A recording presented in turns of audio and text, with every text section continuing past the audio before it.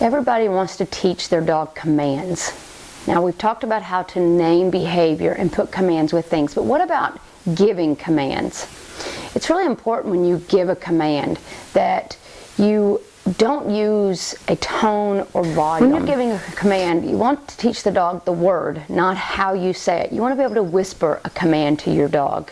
You want them to understand what that word means. Now, you don't want to start giving commands until you are for sure that the dog understands what you're wanting. The other thing I see people doing, such as with sit, is I will see them ask the dog to sit, and when they will pull up on the leash, and they'll kind of pop that collar and ask for the sit. If the dog doesn't, then they'll take and push the dog's butt to the floor. Now, this is just teaching the dog that when someone touches me on the rump, then I should probably sit. It doesn't mean that the dog actually knows how to sit on his own. Everything that we do is about teaching the dog to respond off leash, at a distance, in the real world. If I have to depend on pulling up on a leash, popping a collar, or touching a dog to get him to sit, then he doesn't really know the sit command.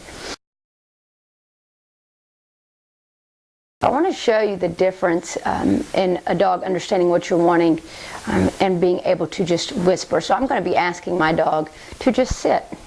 And that's all I'm really going to want her to do. And I'm going to say it in different ways so that you can understand that regardless of how you say it, the dog should respond. Sit. Now, Good sit. Good girl. and maybe I'll just ask for something different. Dan, down. Good girl. Good down. Dan, Good job. sit. Good sit. Dan, down.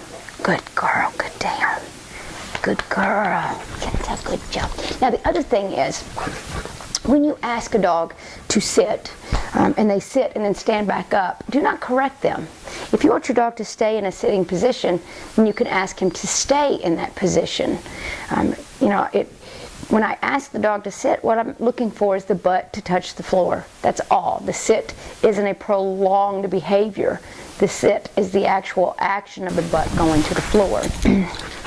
So if I'm asking a dog to sit while on leash, or to down, or to do anything particular, good girl, okay. I don't do anything with the leash. The leash is just really preventing the dog from moving away and walking away from me. So I'm not going to pull up, ask for the sit. I'm not going to be touching butts, anything like that. So when I ask for it, nothing changes. Dan, sit.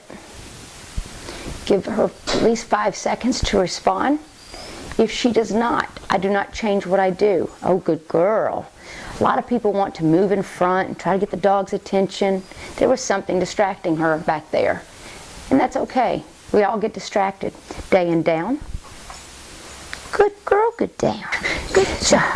Now, if I want her to stay in a position, then I would ask her to stay.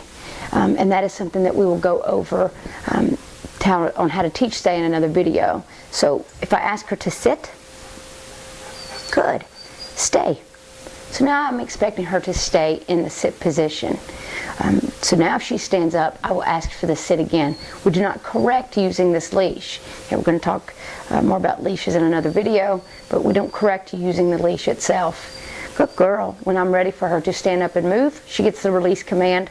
Okay, good girl. And she knows she's a free dog to move on.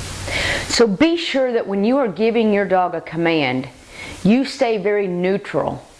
If you have to whisper it, whisper it.